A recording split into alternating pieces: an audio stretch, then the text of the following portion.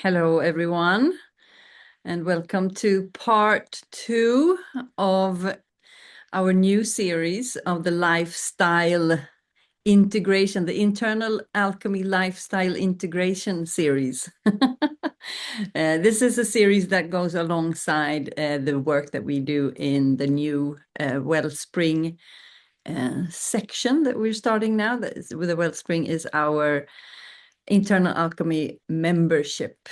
It's the generator of the lifestyle where it's the host of the library of all our internal alchemy sessions. And now we are diving deeper into the implementation of the practical aspects of internal alchemy. So we are doing this ourselves. Embodiment has always been our thing. So after a couple of years of a lot of transformation, a lot of changes, new timelines are created, and in order to really generate energy and life force in that direction, we come back to our DNA, to the lifestyle that we've always, has been the base of, the foundation of our work. So Simba, today we have 2 parts. We're going to talk a little bit about the lifestyle, and then we're also going to show a little bit of the work that we're doing. So I'm going to be the guinea pig, not what do you call it? The willing, Willingly. the willing guinea pig. No, but this ties together with because our work is so connected to ourselves and what we do. This is actually what I'm working on at the moment, so we might as well show that. Wonderful.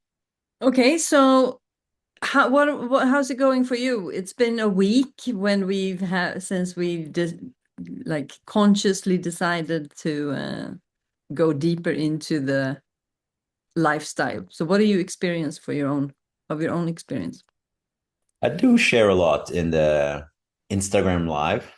And one thing I noticed is next time I'm going to do YouTube live. That's another story. That's one thing I noticed. The second part is, yeah, my mind was going quite a lot coming into this 28-day challenge that I did or that I'm doing now with lifestyle because I didn't feel like, oh, I don't feel rested. I don't feel like I have all this energy.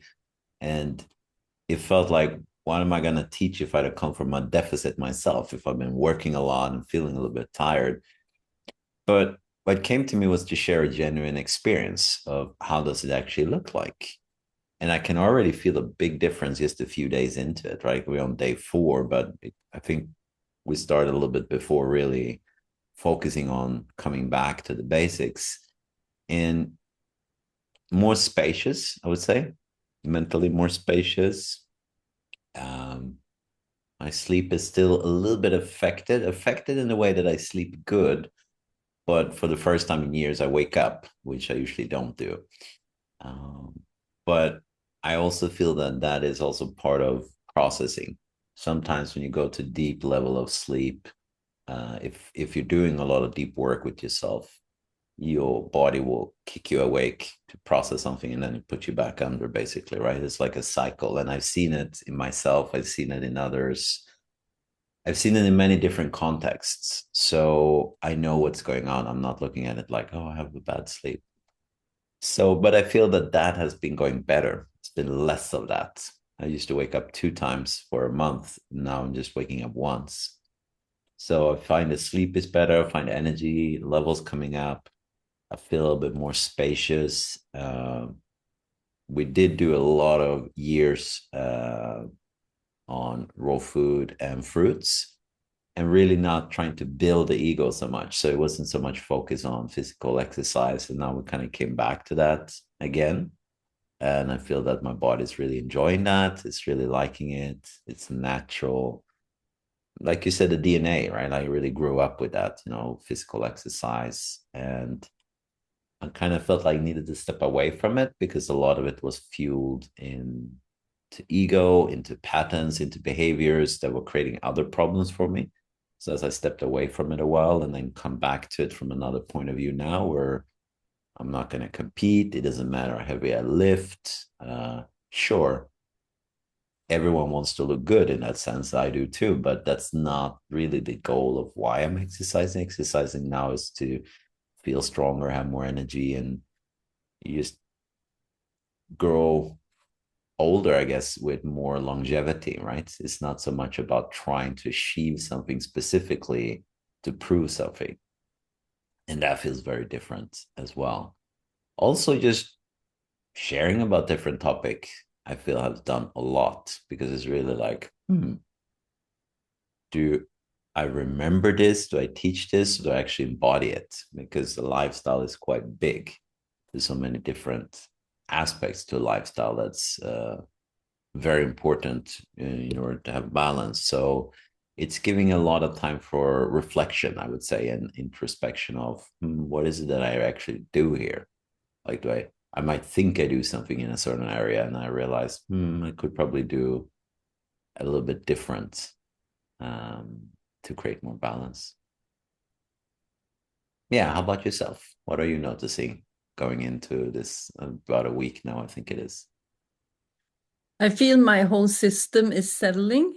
Okay, so we changed location twice in a year. So we closed down the center and then we moved somewhere that we knew was going to be temporary, just a year. And then after 10 months, we found this place. So now we are here and it feels like, okay, we are finally being able to settle in a space that feels more like home. So I can feel the body is settling in a way.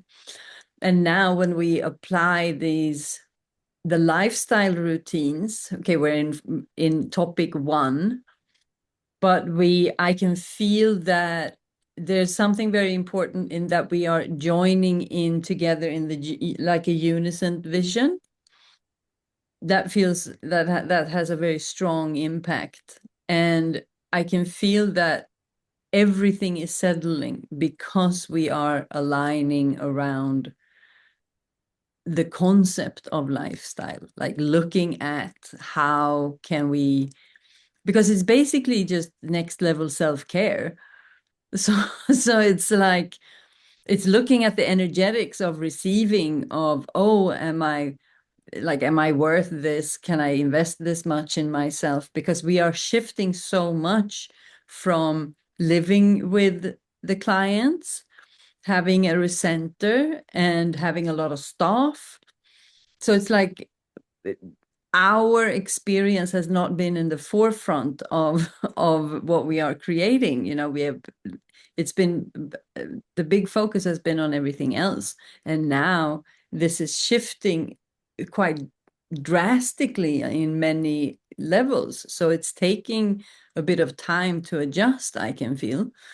So when we are moving into the structured lifestyle that has always been our DNA, but we haven't been able to access in that sense the last couple of years. For almost 2 years, life was not settled. So allowing us to come back to that, I can feel that it has a much bigger impact than just the food or just the water or just the sleep, or it's everything together. It's an energetics, it's on an energetic level. I can feel how nurturing it is, because lifestyle, the word lifestyle sounds so boring. But when I realized that, okay, what it really is like next level self-care. It's like allowing the best of the best for your body to nurture and really have, it's like a priority of resources. That's what it feels like. And prioritizing oneself on a much, much, much higher level. That's what I'm noticing. So I look at it as artistry, right? It's everyone is an artist of some kind. You practice some form of art, right? And your lifestyle, the artist you are in your lifestyle will either bring you towards where you want to go, or it might bring you in all different directions and you don't understand why. And I remember when I started, I did a training many years ago called Lifestyle Coach, and now there's life coach, lifestyle coach, healer, shaman.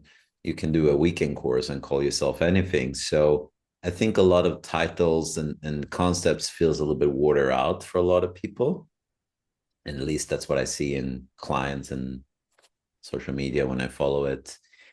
But if I just look at it as artistry, right? Like it's like we're an artist and your life is like your canvas or whatever your form is. I think the way you practice will lead you into different directions. And I think people are different in terms of the skill set and what they can do. So what I always look for when I guide and when I work with people is if I take it back to martial arts, for instance, because martial arts is my background. My father's a martial arts trainer. I kind of grew up in a dojo. There's fundamentally two ways I would say that you can train a person in martial arts. One, this is the techniques, this is how we do it, and we drill, drill, drill, drill until we get the techniques right. And traditionally, that's how you were teaching martial arts. That's how you taught like a kata form, which is an easy way of doing a certain movements, a sequence. So you can teach an army how to fight and all of these things, kind of like it's easy. And the second one is that you actually look at what is it the person has in terms of the skills affinities, right?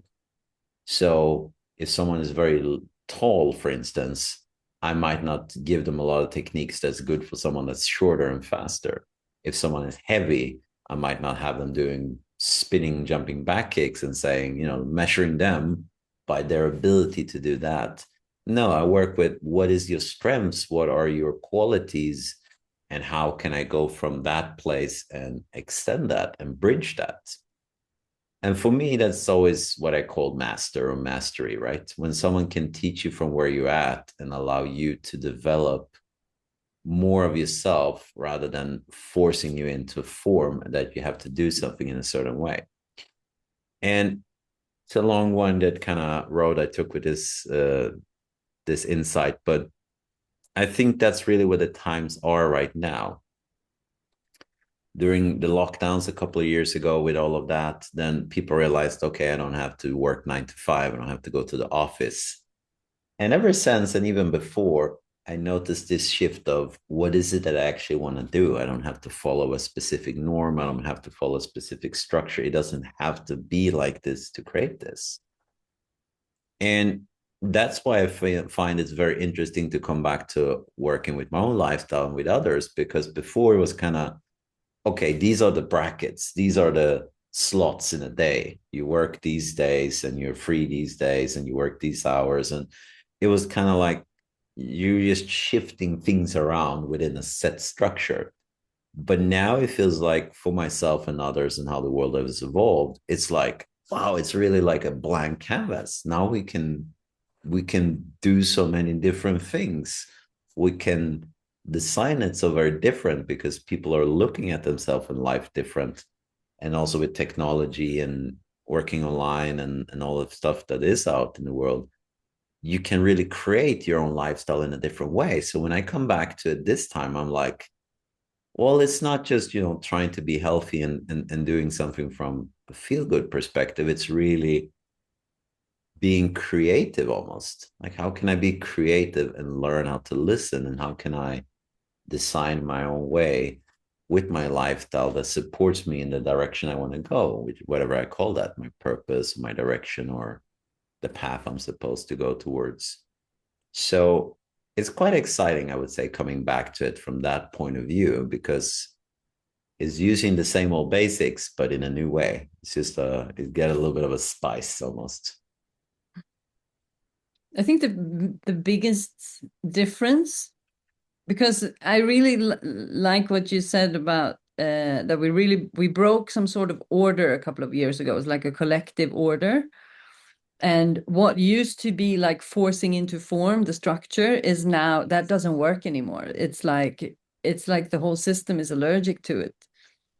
And instead, that's how we come into the water. It's the individual application that is just, there's no other way. That's the only way it's going to work, because yeah, that the times are changing. Um, but what I wanted to respond to was that we really have been, that it's a big shift for us, that we've been detoxing for a long time and really cleaning the system, and we change everything right now. It's not only the closing of the center and moving into, I mean, we used to live in a very small space, like a one-room bungalow, the two of us, for years and years and years and years. And now we have a whole house for ourselves. And there's such a huge difference. And we've been on this raw food and the fruit diet, and we've been fasting for years and years, and now we are on meats and chicken and eggs and yogurt, and it's like everything is changing. And it's this concept of allowing change to unfold, and now coming back from this point to create from this point. Because when I started so many years ago, I did it because I was feeling so bad. I was not happy in my body. I was not happy with myself. I wasn't happy with anything. My body was, protesting everywhere. So I did it it was just another thing to do to survive. It was like my last last call for the life that I knew somewhere was accessible, but I'd never experienced. And now so we created the lifestyle to heal. That's what we did back then. But now we're applying the same lifestyle, but a bit different, and in order to create. Because now the tools are more the canvas. It's not I have to regenerate for so much. It's like my body is responding in a way with the energy that I've always known that I've had. And that wasn't accessible to me 10 years ago when we started this. And that's so the lifestyle that we created has built me up to this point. And now the same lifestyle is going to take me to the next point. But now I'm starting from a completely different starting point. It's like now I feel like I have resources. Now I feel like I'm abundant when I'm, taking off this time. Feel resourced, abundant, and supported, and it's a very different experience. Yeah, I think it's appreciation too, also in terms of,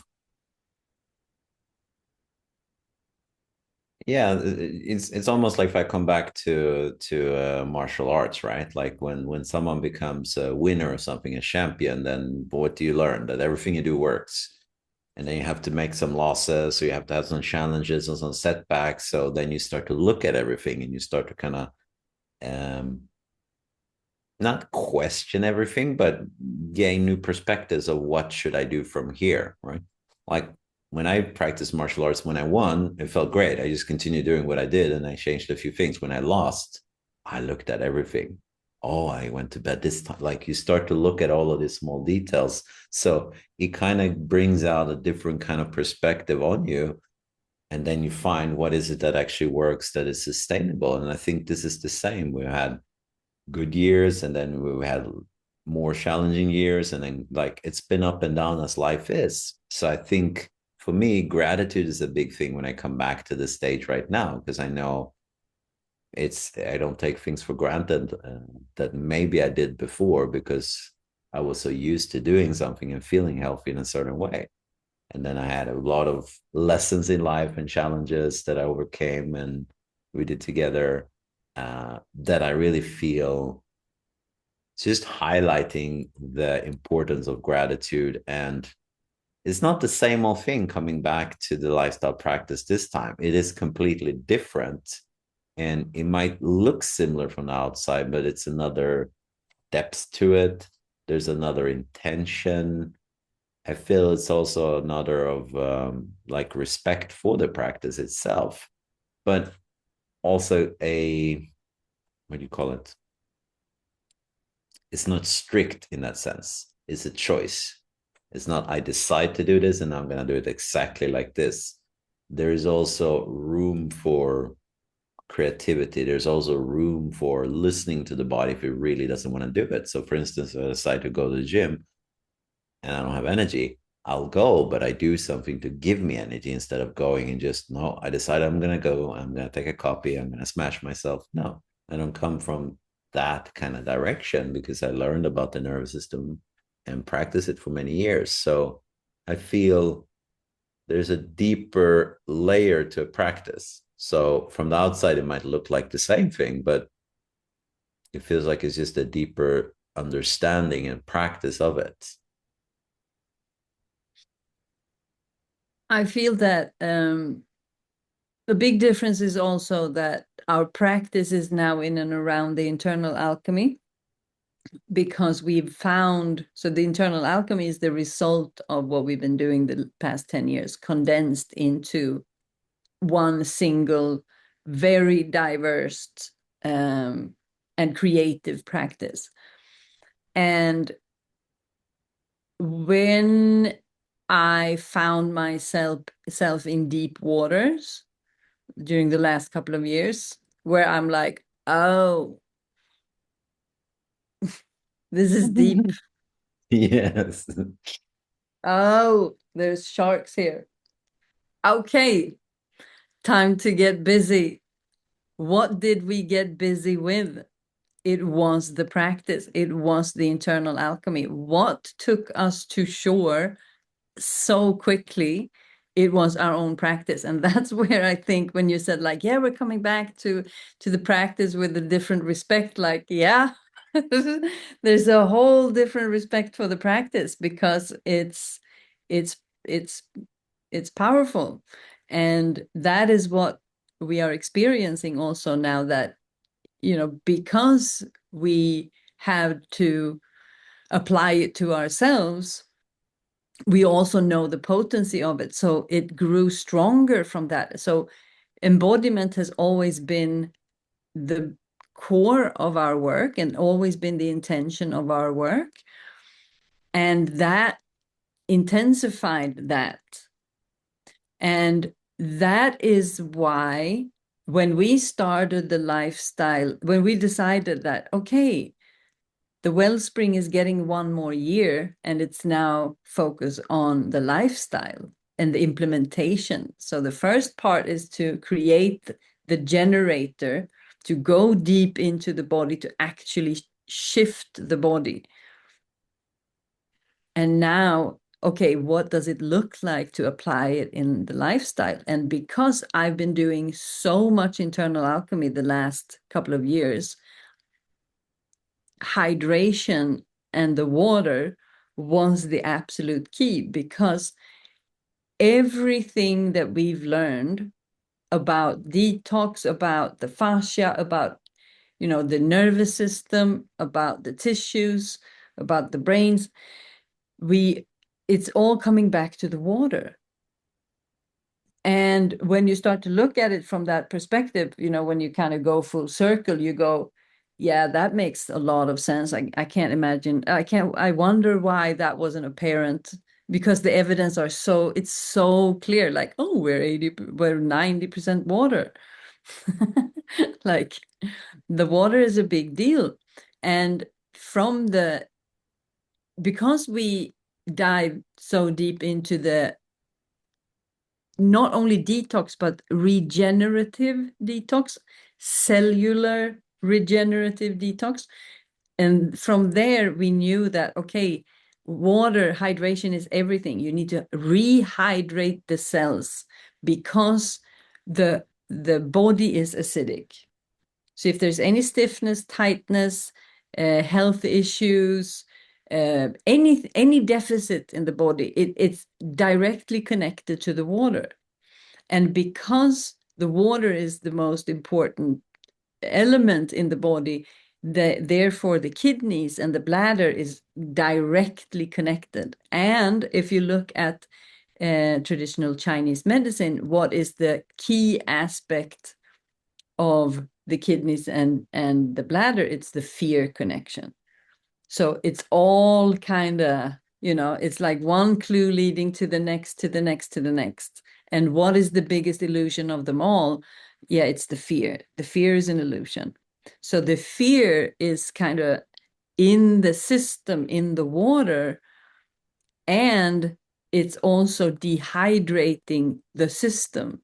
So the functionality of the body goes down and we lose access to who we really are and our functionality on so many different levels. So when we start to open up the body on the level that we are doing, the body needs even more hydration. And if we are not accessing high level water or high quality water or living water, then we are opening up the body, but we're not nurturing it properly. So it all comes back to the self-care, that there is a difference in water qualities. There is a difference. It makes a difference what you put in your mouth and the food that you eat, because you want the hydration from the nutrition. So what do you say about from that spiel? Yeah, I mean, when you look at hydration, there used to be this theory before when they started, as I think it was the Greeks, when they started this dissecting bodies. It might be earlier, I might be paraphrasing it wrong time-wise, but one of the earliest theories about anatomy and physiology was that the body's built up by different fluids. This fluid, that fluid, right? And they advanced upon that knowledge. So today we have a lymphatic system, we have a cardiovascular system, we have a lymphatic system. So we could understand it from a very different point of view, but it's not entirely wrong, that there are different fluid systems that goes around your body that are structured in certain ways, that have certain kind of information and assignments and qualities in our body. And ultimately, they're all fluids. So you need fluid to replenish that fluid. But it's not just about drinking more water, it's really about replenishing the water that gets lost.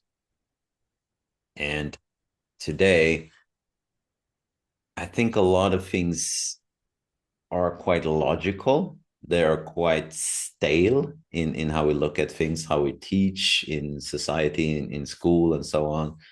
History, everything is dissected. But whereas when you really start to look at health and lifestyle, there's different areas, but they're all supposed to have a synergy. So if we walk around and we teach ourselves from an early age to dissect everything, which I understand, you kind of need to isolate something to understand it. But if you don't learn how that fits together with other things, by nature, you become dissociated, right? You become disconnected. Your mind becomes disconnected from what it feels in your body because you're so rewarded and used to run things by understanding intellectually what happens. But that's not the same as you have the wisdom and experience and the knowledge how to handle how something feels. And what happens many times when you don't feel good or when you don't even know what's happening is you go to a expert like a doctor or so on, right? Which is great if you need it for sure. But I think a lot of that trajectory comes from not understanding oneself because we're used to breaking everything up into certain sections and don't understand how they holistically are intertwined.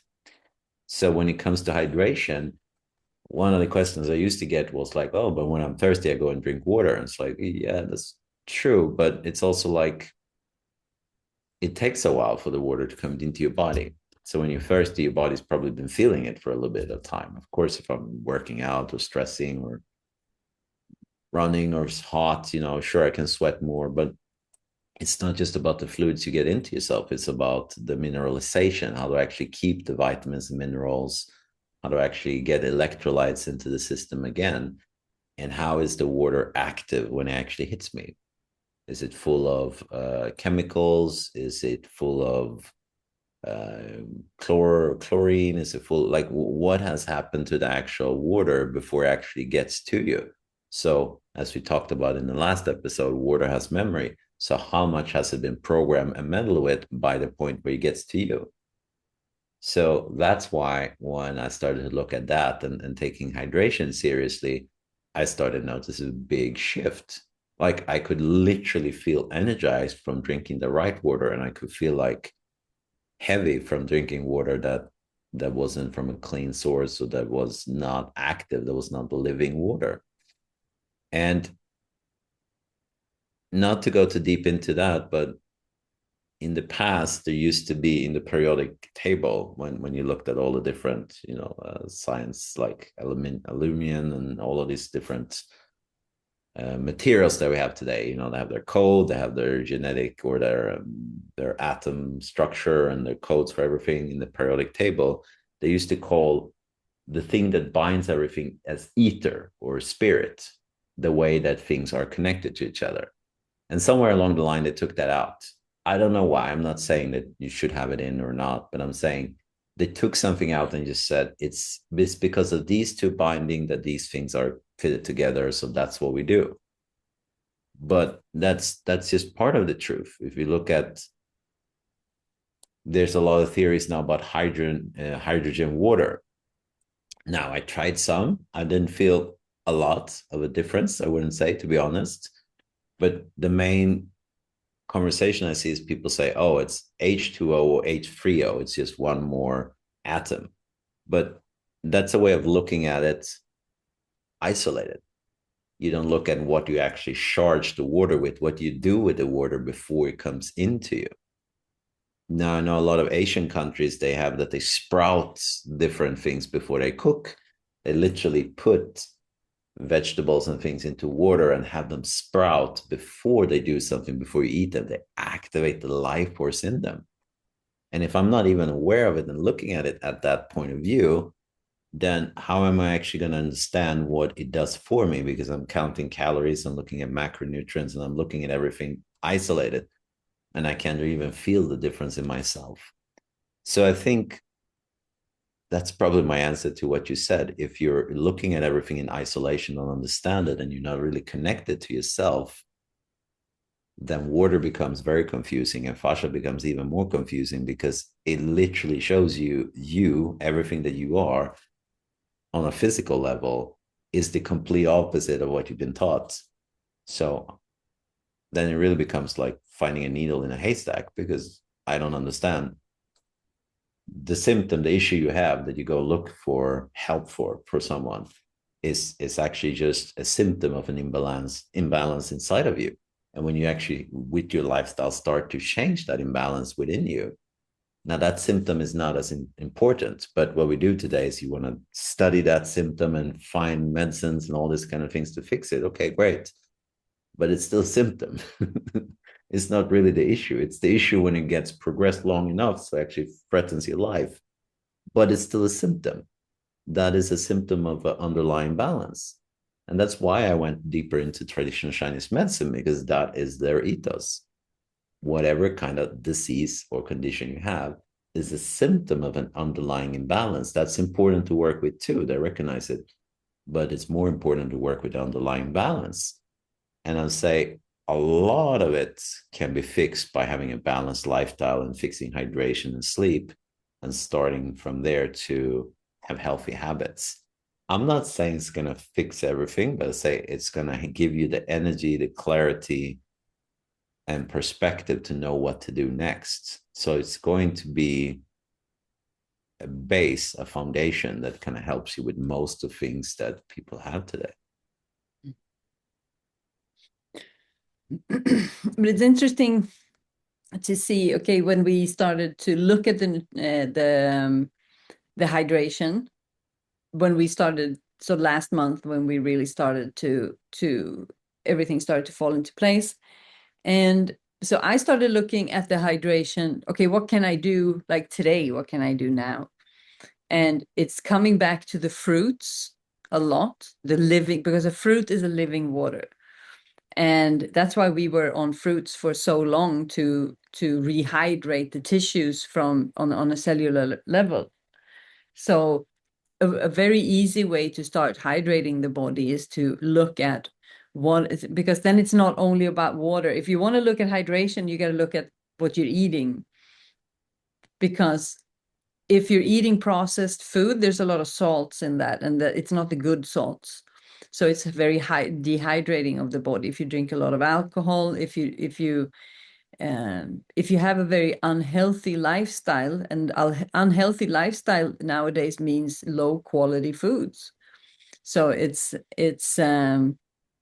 about redirecting the resources into high quality foods, because that's where you get the hydration, because it's living foods. You're not eating processed stuff, and not with the faulty, like the non-healthy salts.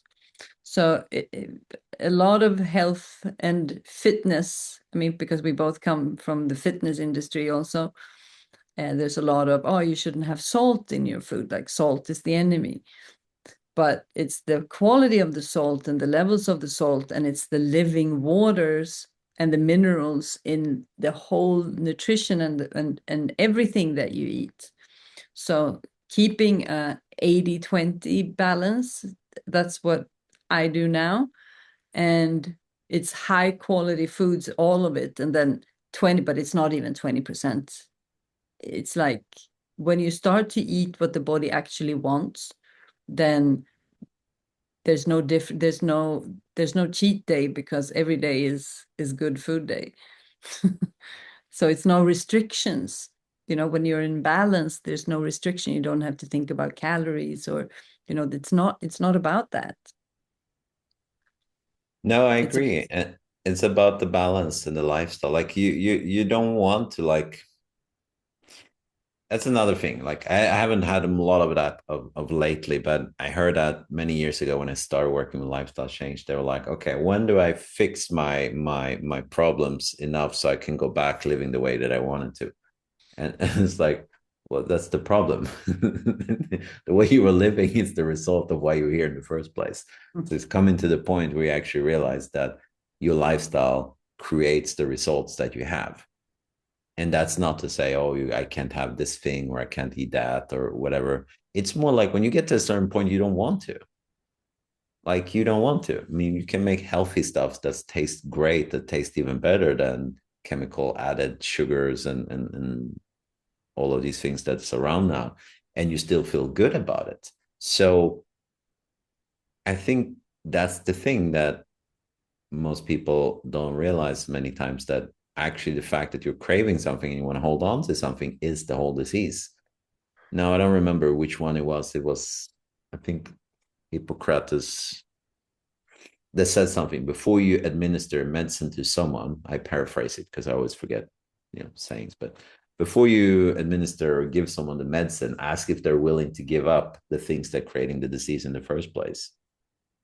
And that really stuck with me, has been with me for a long time, like for myself too, not just trying to sit on a high horse and tell people what to do. Really, like, am I ready to actually let go of what's creating this problem before I start with the solution?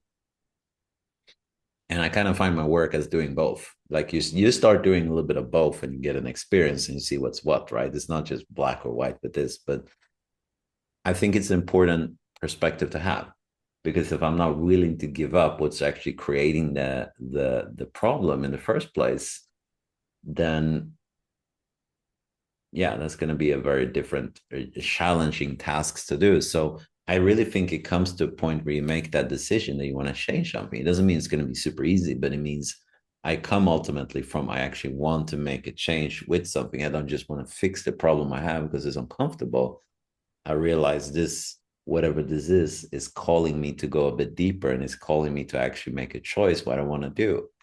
And that's when I usually find that people find me in my work, one-on-one sessions, retreats, or the training I do in internal alchemy. It's not that they know what to do, but they've come to a point where they made that decision, and they still might need help and support, but they made the decision. And it might take some time to get to the point where you make that decision, but once you're there, everything starts to become clearer, right? Because you have one way to go, and you're going in that direction. So I think that is equally important when you start to look at it, because then it's less of a fighting. Then you're more prone to look at your belief systems. You're more prone to trying new things and not just being rigid and stuck and saying, oh, this is not working. This is that, right? Like, I don't dismiss things in the same way. I'm open to exploring what might this practice, food, have as a benefit for me that's different from what I thought or what I've heard. And I think that's a great place to be, to create a lasting change with your lifestyle.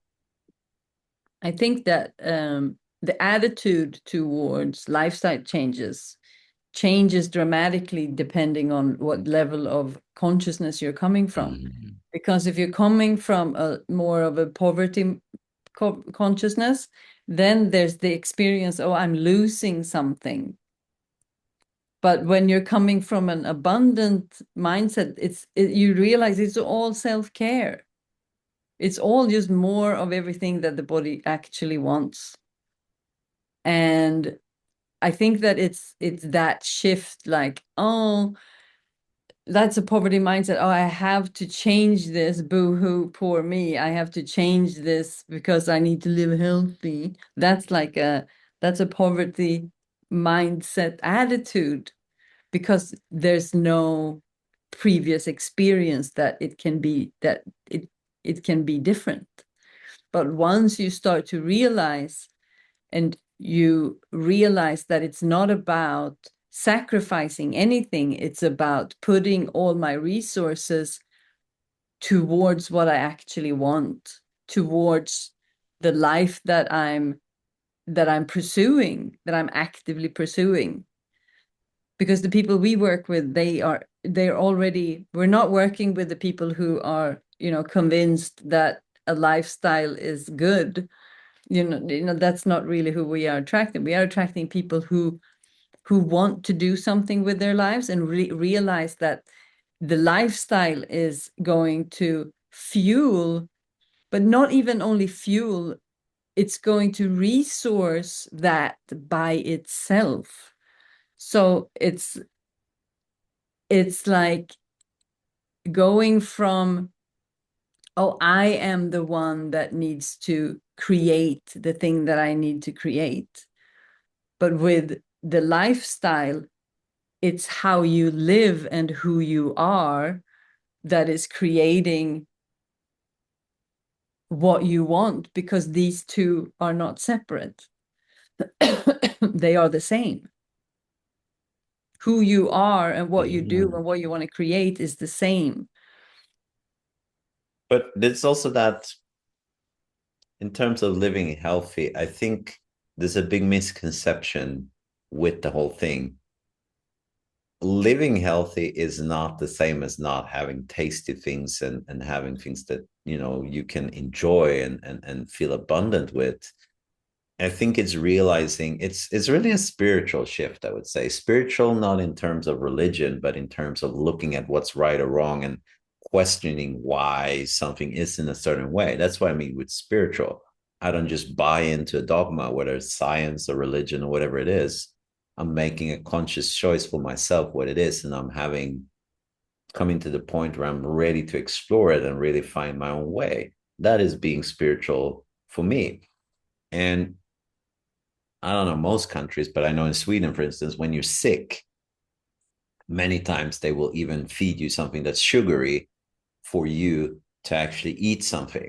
Whereas when you're sick, most of the time, what does the body naturally do? It wants to fast. It doesn't want to have a tons of energy to work with digestion. It actually wants to fast and get over whatever is going on. So we're trained from a beginning not to understand what the body is actually saying and what it's doing, to the point where you're all messed up with your reward system, right? You did something good and you get a candy, or you get something like that, right? So then you have that, okay, reward, I do something good, I get this, and there is a sugar on top of it, so there's a dopamine hit. So there's many layers of how you're programmed to look at what's good and what should I or should I not be able to do. And I think ultimately when you do a detox, and you really start to clear out all the parasites and candida that has neurotransmitters that can start to affect your brain, you start to realize what food is. You start to realize what water is. It's information. And how I prepare this container of information is what's going to go into my body, and understanding what kind of information, what kind of resources does my body need, in what way to create certain functions. Now you can say that's basic anatomy and food and so on. Yeah, that's a basic of it, but how does it look like for you? Like, as a personal trainer of many years, I was eating the right way and I was not getting the results I wanted. And I started to listen to my body, and it looked like I was on steroids, but I wasn't. Swell everywhere, fat started to go away, and I had magical results, not just physically, mentally as well, and energy wise. So I think the main thing is being able to listen to what is it that's really, what do I need?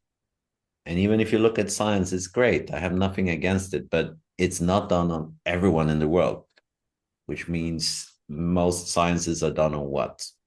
100,000, 200,000, if even that. Okay, let's say a million to be generous. But that's just a fraction of all of us that's here. So we can't just rely on it and say, that's what I have to do. And if I don't do that, something's wrong with me. No, it just means that did not work for me in that context. I need to figure out what that looks like for myself. And the best way to do that is by looking at your lifestyle, in my opinion, and start to become curious and maybe do a detox, really clear out things and see, what do I hold on to? What do I cling to? Like when we had the retreat center, one of the first things that we did was, the first week was detox, right? Like you were doing more juice fasts and so on. And the relationship people had to food that they realized after, and myself included, when I started with this work, we were eating for all the wrong reasons. I'm bored, I this, I that, and you can't do it. And then all the emotions comes up, and you want to fight like a kid, or you want to, all the stuff just comes out of you. It just blurps out of you. So I think looking at the lifestyle and realizing what is not true for you, that is really going to show you who you are and what to do to further bring yourself forward. And it's not so much about you're a victim or you're doing this or that. No, it's just being very honest and looking at yourself, of course, compassionately, but really just looking at what's going on here and what do I need to do to move forward. Yeah, it's very interesting, all of it, how it's connected. And I mean, the whole journey, I realize how much detoxing we've done and how deeply connected everything is to the food. I mean, we've gone through it ourselves. So it's very different to operate from a place where the body is not craving anything that is not good for me. It's very interesting. It's a very different life, I have to say.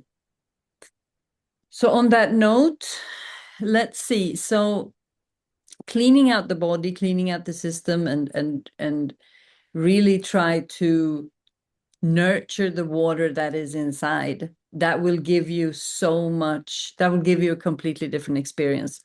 So this is for people who's actually here to change their life experience, because that was who I was. I was like, I will do anything to change how I feel being alive. So I was willing to look at anything. And that's what you were describing, this ability to, okay, how is this really affecting me? Am I able to look at this from a bigger perspective? How can I see that this is absolute next level self-care? I'm not sacrificing anything. It's like, it's the absolute opposite. So that is about having an abundant mindset, and that's the energetics part that I'm very deeply involved with. But if you want to do any type of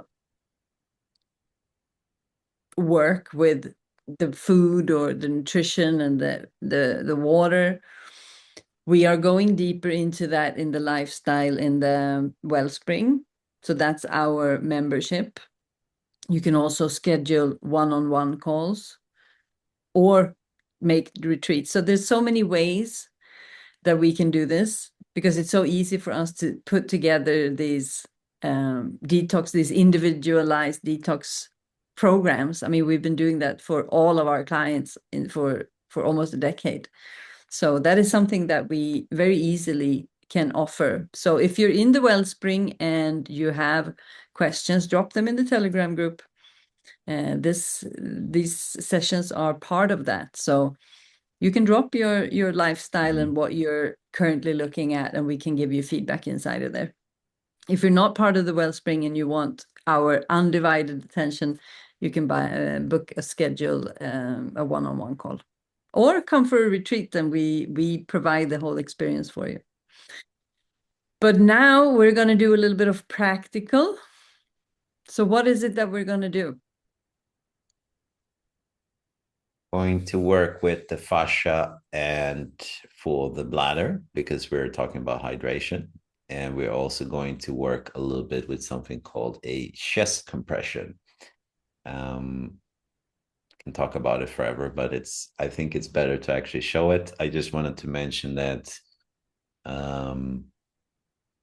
don't try it yourself first, because you might not know how much compression there is. But the sternum, the chest, is not supposed to be super hard. It's supposed to be hard enough to protect the body, but it's supposed to be more malleable. And most of us today, it's rock hard solid. So we cannot fully breathe. We cannot fully open up the heart area and the space. And it can create a lot of tightness, tension. And many times I found that the reason for that tension is because of unprocessed emotion that has created tightness in the fascia and in the diaphragm in the breathing way. So it creates a never-ending loop, not getting enough oxygen, not getting enough space, not feeling open enough, which creates stress, which, as you can hear, kind of starts to loop itself. So when we open up this area, you literally feel that you have more space in your body. You can feel that there's more space around the heart. And that can psychologically also make you feel more spacious and more that there's less pressure on you from the outside or from different tasks in life. If we're going to achieve that today, I don't know, but that's the working thesis. And that's what I've seen working with a lot of people. So we'll work with the fascia for the bladder, and then we'll work with a compression technique for the chest. Okay, so we're going to switch the setup. I'm going to share a little bit why I'm asking for this type of support and why. I mean, it ties together with Simba already said, but I want to give a little bit of context. So yeah, I'll see you in a little bit. So now we've been snacking and changing location. So I just want to change of venue. So even though we are not practicing the fasting, I doubt that I will do much more fasting in my life. I've done enough.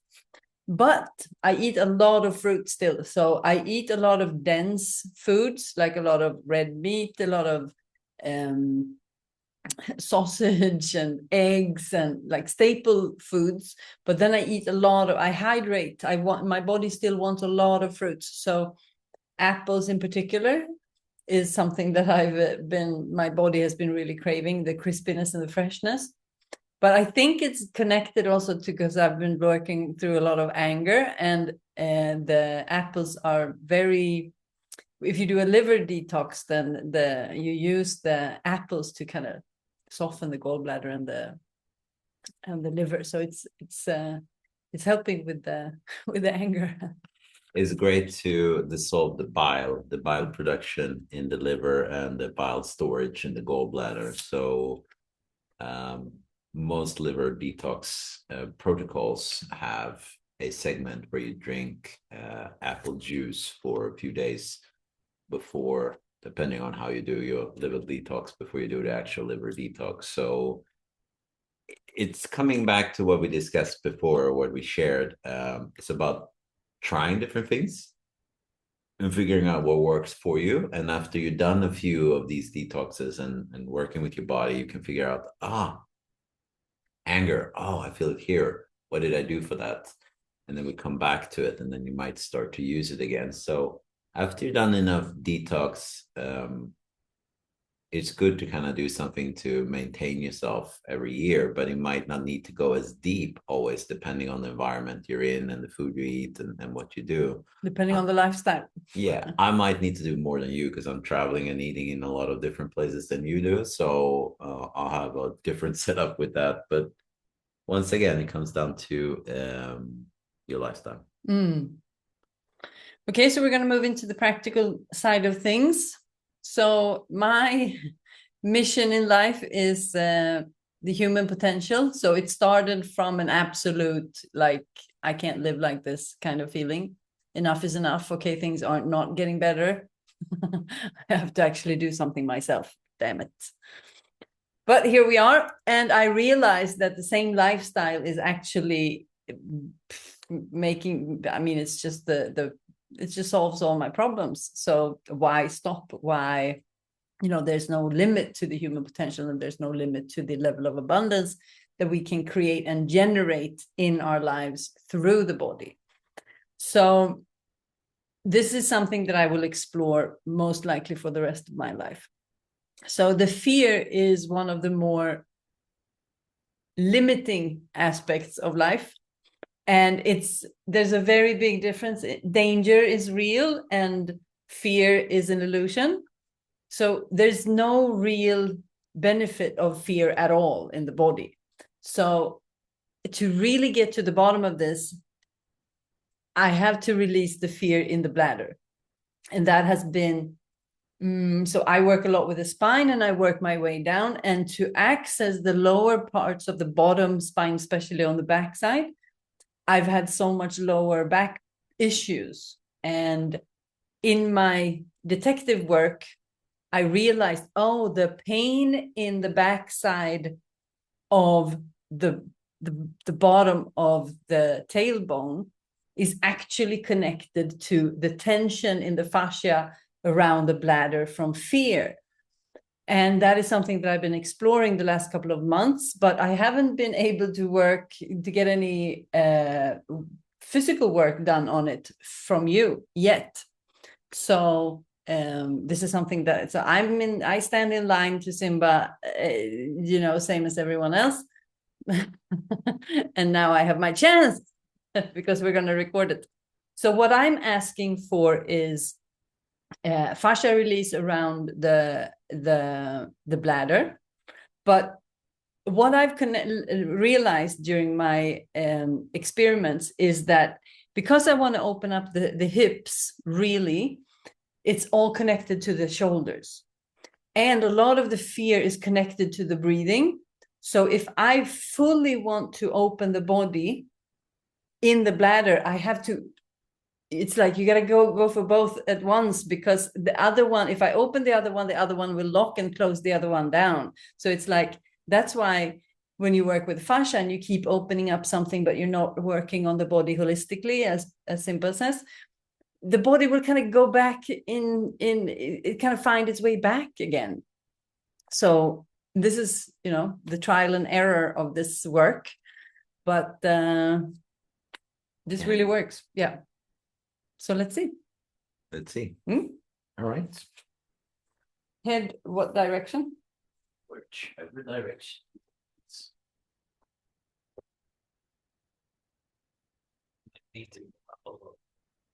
Maybe you lower the thing. I can lower the thing. The thing's lowerable. Lowerable. It's good to make up your words, then you really get the full meaning of things. All right. I'm just like, yeah. All right. So What he knows. So what I like to do first is just get a feeling for the body in general. So it's okay if I touch. So I'm just going to gently rock the body a little bit.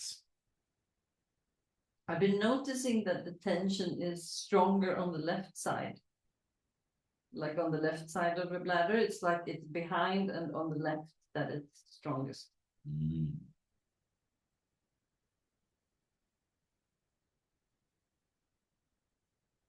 And so this is something I learned a long time ago in osteopathic training, but I also learned it in Chi Net Science, stomach organ massage. And what it really does is it just allows me to find the natural rhythm of the body. Like if I were to go too fast, it doesn't feel good. If I go super slow, it feels different. And when you find the right rhythm, you're moving the body. So it's tensing, relaxing, tensing, relaxing. So it's almost like rocking it. And then it also gives me an idea of, does the body loosen up just by doing this? Yes, in this case it does. Doesn't it? Okay, then it's something that's a little bit deeper into the system. And I might also start to feel in which angles it's not moving. That will already start to give me a little bit of information about what might be going on in this system. So what feedback are you getting so far? We want live commentary here. Yes, it's relaxing quickly. So it's opening up quite a lot already. But it definitely has a little bit of tension around the liver and more tensions on the left side, I would say, than on the right.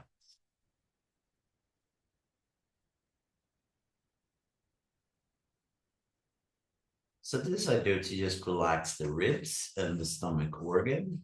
So I'm on the inside of the rib cage. I'm not actively pushing hard on the ribs because I don't want to damage them, of course. And it's not necessarily, as long as you have a little bit of a grip and you can work and you can get this rocking motion going. And you just ate, but I think that's fine because it wasn't a big meal. 2 pieces of that one. Yeah. I also remember that I want to do the chest compression because I'm doing in my 108 days of internal alchemy, I'm doing a lot of the 2 more breathing that I now have my own name for is breath of life. Beautiful. Yeah, and so I'm expanding the chest a lot. I'm opening up the shoulders a lot. So because we are combining the energetics to the attempt to align with a higher state consciousness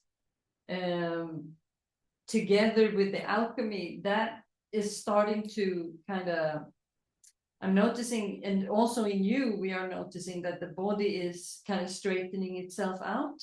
With the fascia, when you do deep levels of fascia work, I could actually look in the camera when I talk. Maybe that's more nice. How rude. Sorry about that.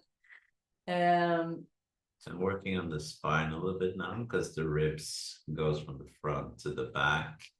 So there's quite a few places where you can work on the ribs. You can work with them on the front.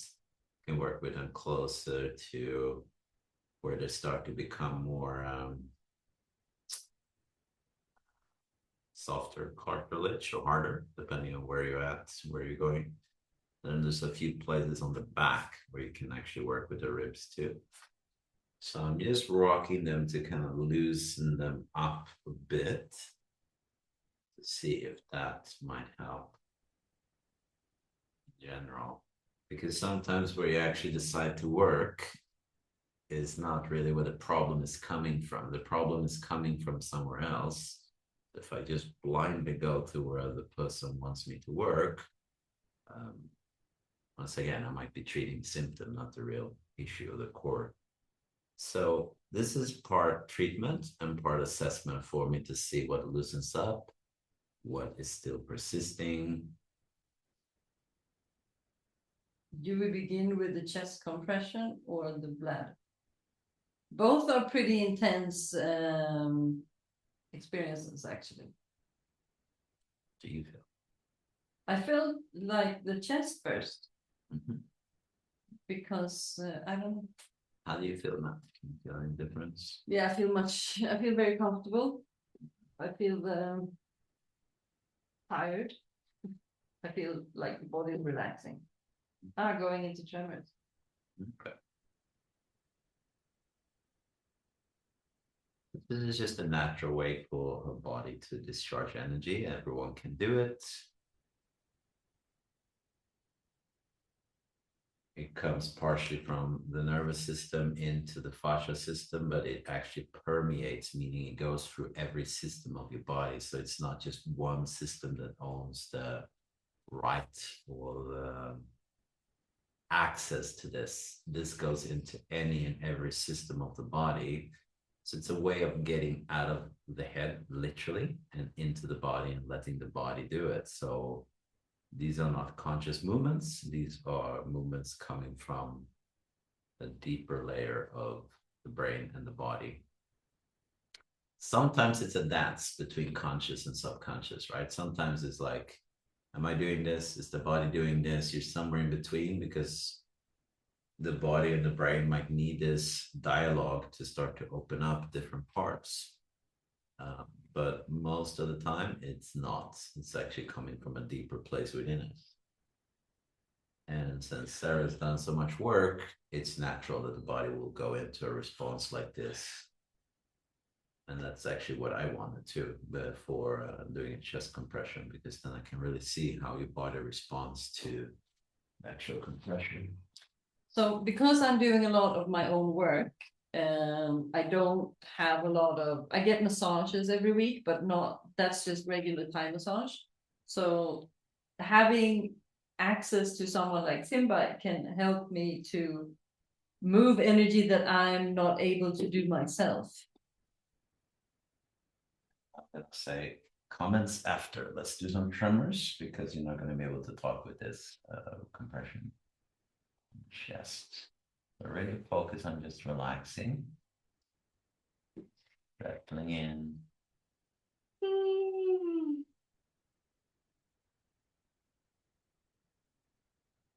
Your body wants to tremor, let it tremor. If not, you let it pause.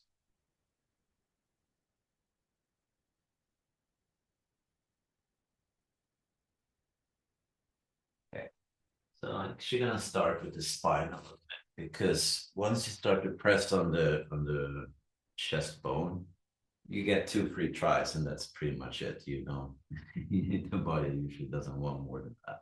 So if you lift your right shoulder up a little bit and drop it down, keep on tremoring. Yeah, push in. Yeah, this is okay. Yeah, that was stiff. Yeah. So the first thing is the body's gonna go away from me. It's gonna be. What do you mean I'm running? I'm like, oh, escape artist. That's it. That's it. And then usually what happens is the body will go, okay, this is nice. And it actually does the opposite many times. It leans into it. And now I can feel the connection to the neck. Wow. Yeah. Wow. It's behind the ear. Yeah. Oh, it goes up to the eyes. There's like a pressure behind the right eye. Oh, it's like the. Oh, I'm losing my words. Okay, so let them go. Just let it go. And breathe.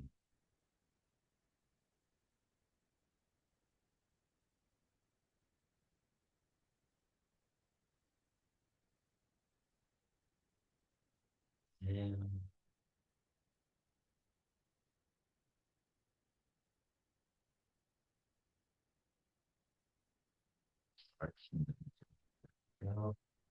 Let the body figure out what to do. So this is called an intervention. The body is naturally tremoring, and I made an intervention, right? An intervention is basically anything I do because the body is doing this on its own. So I'm just giving it suggestions and see what happens. So now we can see all the way from the hand up to the shoulder. It's starting to figure something out. And she also could feel like it was going up to the neck.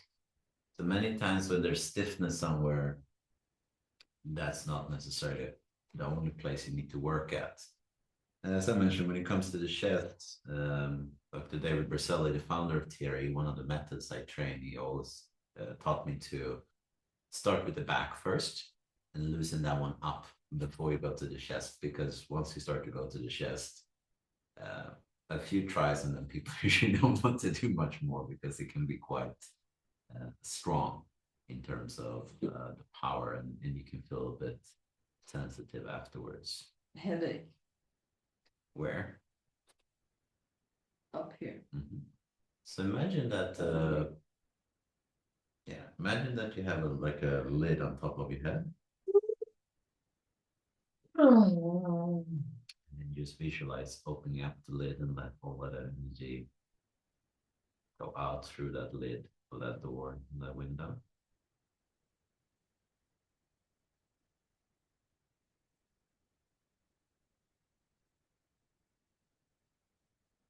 That's it. Yeah, better. So many times headache can be because the energy gets stuck, doesn't actually move. It's okay if I work on the back for the other side as well. Yeah. So if you lift your left shoulder up a little bit, and then down. Yeah, yeah. Were you that weren't? Oh, I can edit in a photo so they remember how I look like on Luigi mustache. Not that it hasn't grown that much yet. I know. Like they too. Yeah.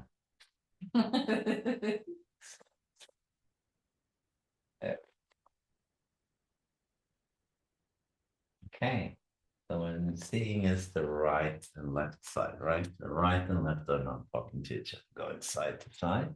And now the other arm starts and both hands starts.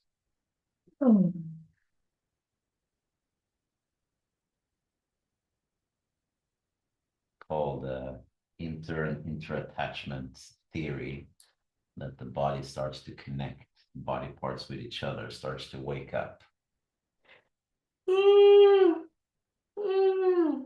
Yawning, right side of the nervous system coming down, releasing tension from the jaw. You can see it moving from the legs up to the upper body and down. You feel that? Yeah, good. It's starting to release. I'm releasing a lot of tension in the left foot, so I have a lot of ache in the. So let your body tremor again. In the heel, in the ankle. So that's opening up. Yeah. If it's okay with you, I'd actually like to do the bladder before the chest. Sure. That works. Yeah. Now I feel it's connected and open, so. Beautiful.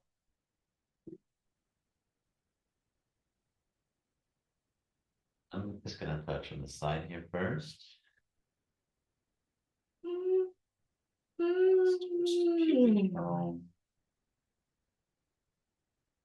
What I'm going to do is a bladder torque. So I'm going to press down. You just continue to tremor. I'm going to press down. I'm going to twist.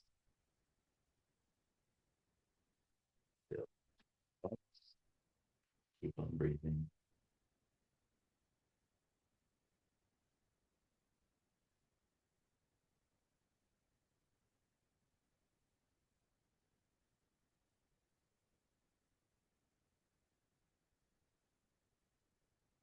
Can you hear that? Yep. Something is moving.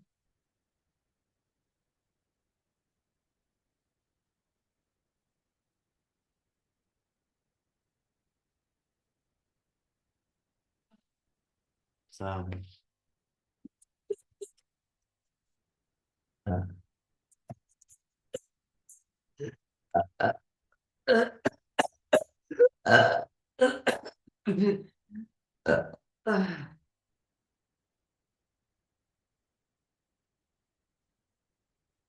So what would you explain? How would you explain what just happened? When you start to release the fascia, especially around the organs, there's less pressure.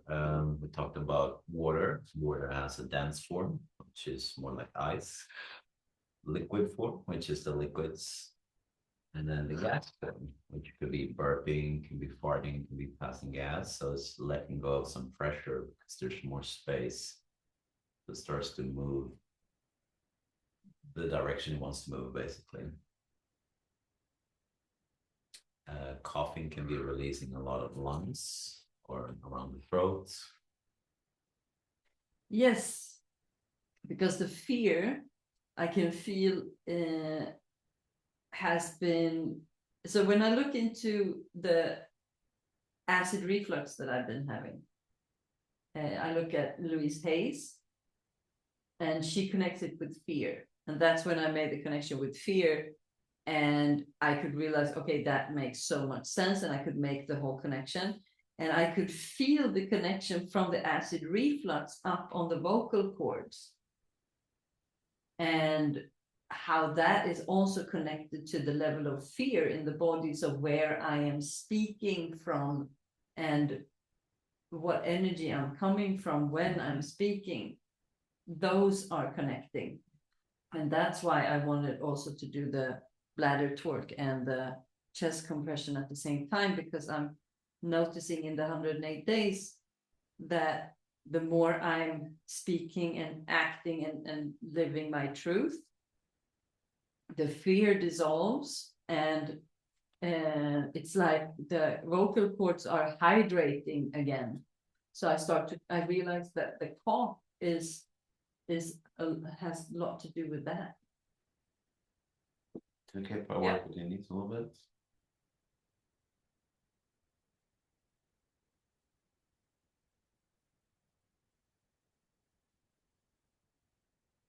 So he's pressing in and I'm pressing out.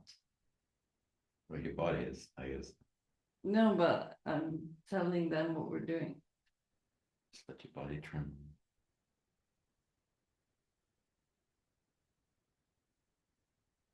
Okay, now this side is open a little bit.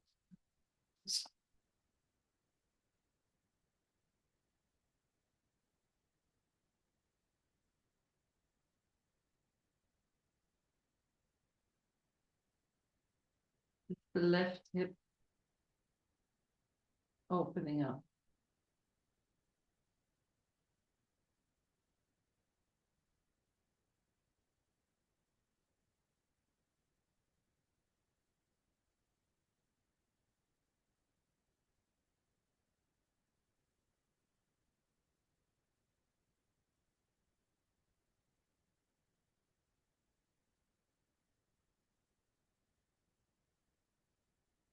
Hmm.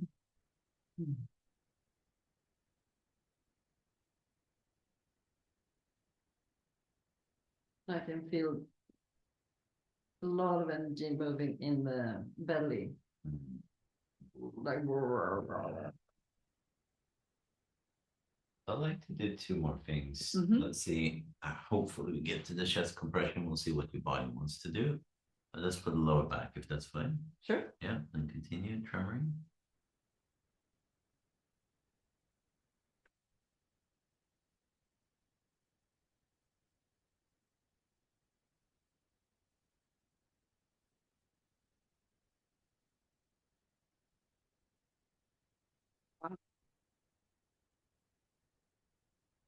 So much energy moving on that side in the belly. Yeah. Like, this is how you turn your digestion on. That's it. it. Open up the spine and the hips and the. Feel now the whole body's leaning into my fingers. It was running away from it before. Yeah, that's true. It's like throwing itself at my fingers.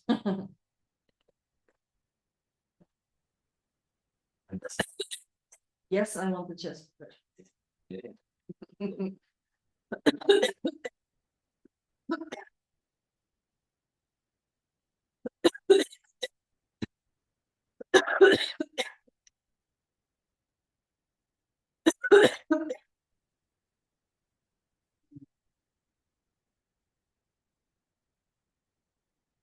It's like the systems are working more together. Like the kidneys are warm and the energy is moving. Yeah, it's going to be interesting to see what this does in the next couple of days. Yes. I'll do the same thing for the other side.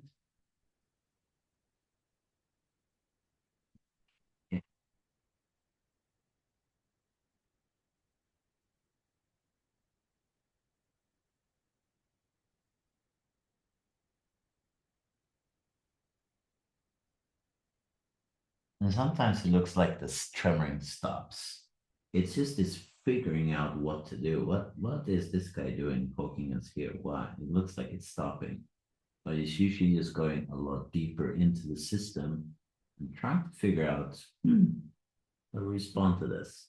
And now I figured out what's there you go.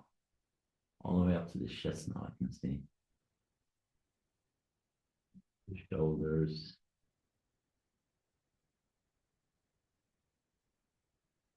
Okay, so this is the pelvis connecting to the spine all the way up to the neck.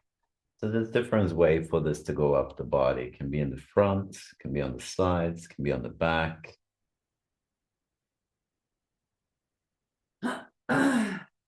Wow. It's like cold shivers along the spine. That's good. So the coldness can be many things, but many times is lymphatic when you start to feel can be nervous system, can also be fascia.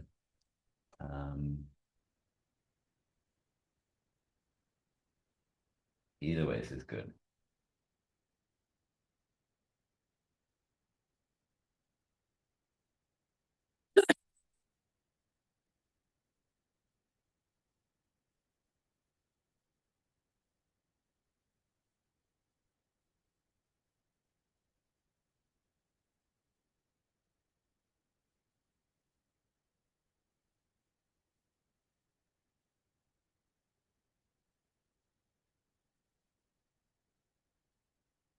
Main things with this work is also waiting.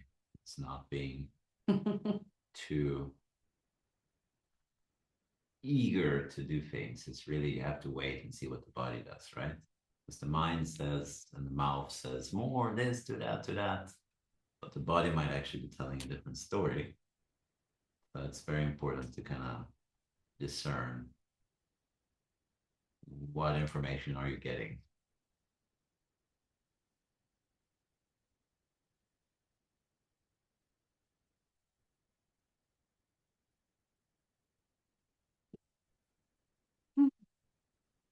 What energy is here? It's getting ready for Mm. if you want. Yes, please. The body wants. Yes, please. I'm just waiting to see what the tremors. Oh no, that's fine.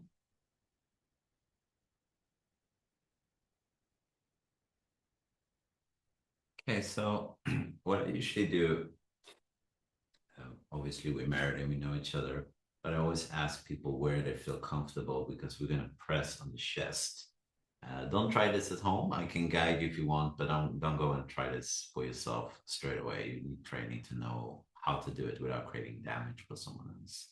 But there are versions of this that you can guide people through through one-on-one sessions. So there's different ways to open up the body, even if you don't have Simba in your house. Yeah, I can guide you online. Yeah.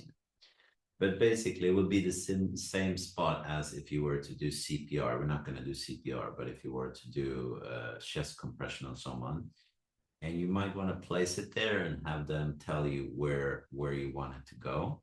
You don't want to be pushing in this direction. You kind of want to be pushing a little bit more down, right? So I'm not pushing it towards your pelvis. I'm pushing not straight down, but a little bit of an angle down. And what I'm going to ask her, not now, but I'm going to ask her to fully inhale and then fully exhale all the air out. As she exhales, I will push in a little bit extra and hold there. And then when she feels that she needs to take another breath, then I just release. Okay. So you can guide my hands if you had a necklace. Yeah, it's on the back. Yep. Okay. So I'm gonna try here. Does this feel good or do you want it somewhere else? Good. Okay, so then you just inhale fully. Exhale fully. And then follow. And you just tap your hand on the floor when you want me to move, or you take a big breath and I let go.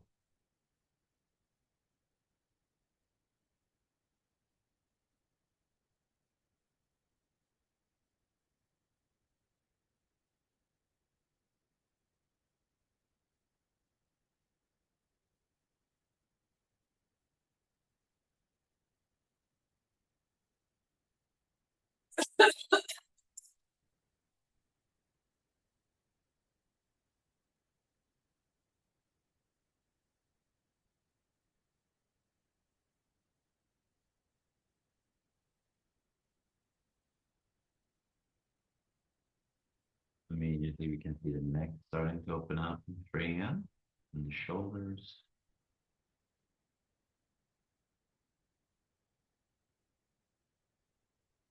And also the fact that she didn't want the pillow, right? Something had happened. It's opened up to the point where it feels more comfortable to lie like this, probably. Wow. Yeah, there you go. Side to side. And Okay. instantly I wanted to pee. Oh, That's why I started to laugh. okay. The connection, but it went away. Okay. But so there was a direct connection to the pressure in the. But this is interesting. What's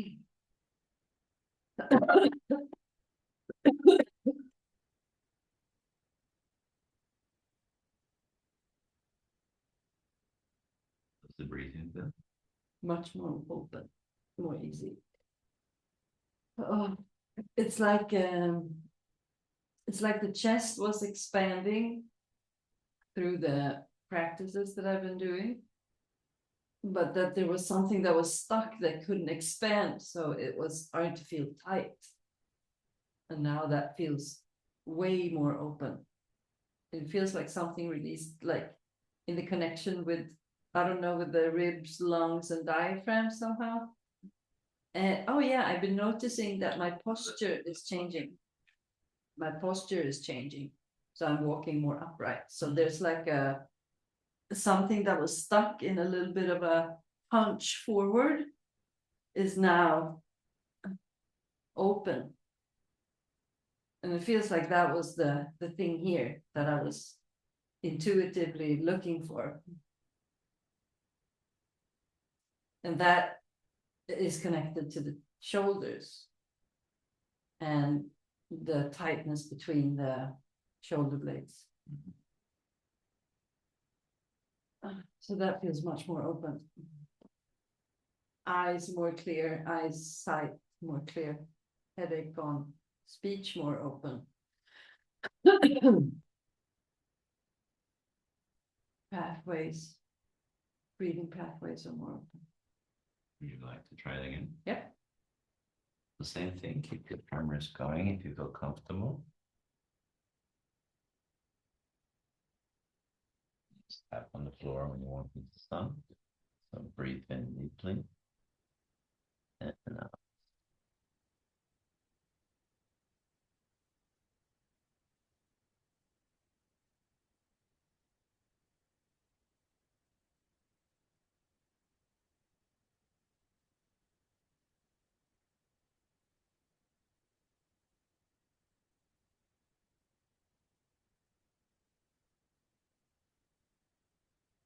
That was different.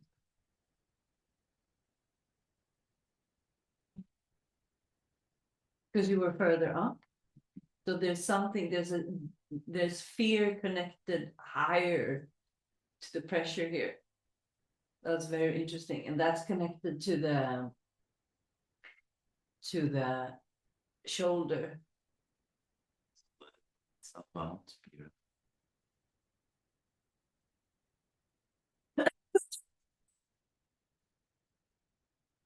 We're back at the foot again.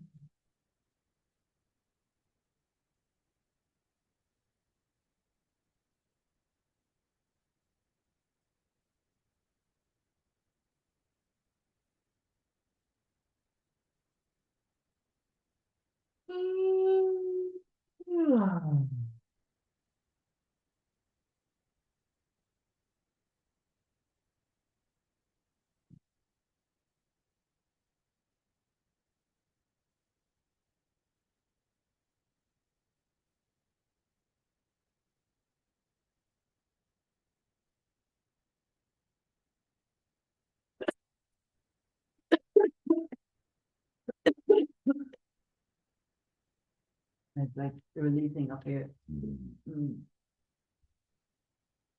And many times more is not better. Most of the times it isn't. And many times harder is not better. So what I was thinking of doing a soft one for the chest if you want to do another one. I would like a soft one up here, not a strong one. No. Great. So I'm going to just go very gently. I'm just going to place my fingers there gradually. Above you, and I just gently move my hand down.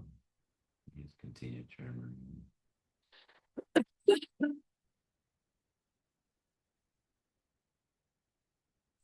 Where?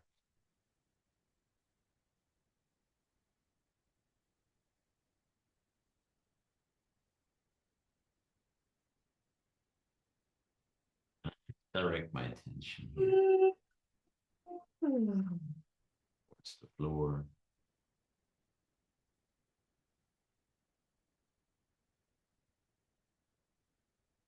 Similar to craniosacral work, I don't focus too much on the body and the touch. I just observe what happens.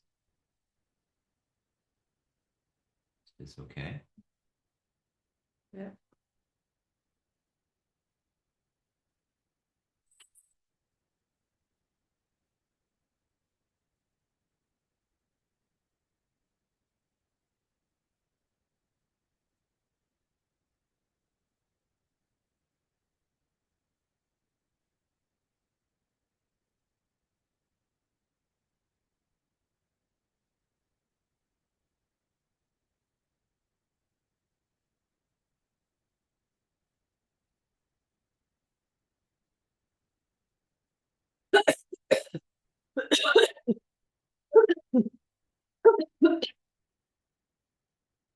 Oh.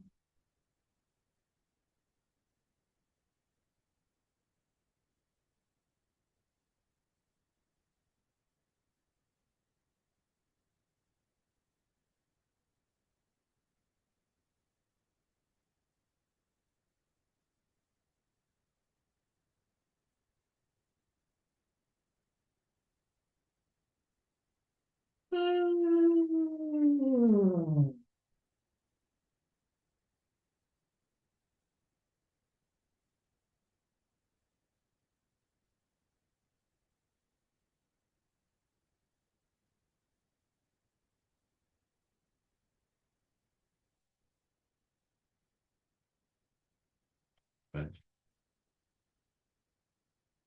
Yeah. And it was like a cramp. Oh.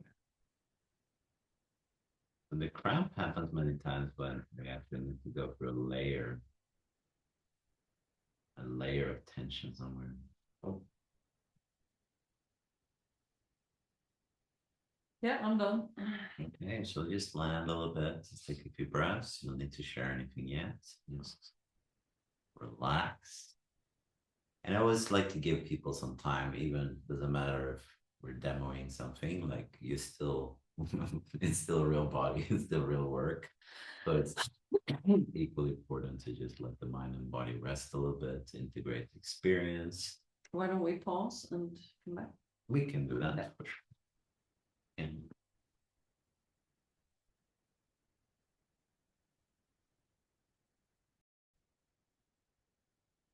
all right. Thank you so much. thank you. Yeah, so such a luxury. It can look worse than it is, but it's really like we have so much more space to move the chest and the jaw. A lot of joints and a lot of areas have a lot more space than what we think because of tension and the stiffness that I mentioned. So that's why you can get guided in how to do this, but you kind of have to know what is the actual physical barrier stop and what is the layer of tension that's happening. Once you learn how to do that and you work together with consent with the client, of course, then you can go very deep and then you can open up a lot of areas in the body and create a lot more space. So what are you feeling then? Yeah, so much more space in my body. Feels so good. I need to integrate it a little bit. But it's going to be interesting to see it evolve over time because I'm doing so much work in the 108 days. It's really opening up. Oh, yeah, it's moving the lymphatic system in the head already. So this is amazing. Thank you so much. Yeah, if you have questions, just let me know. All right, Ron. Thank you so much. See you in the next one.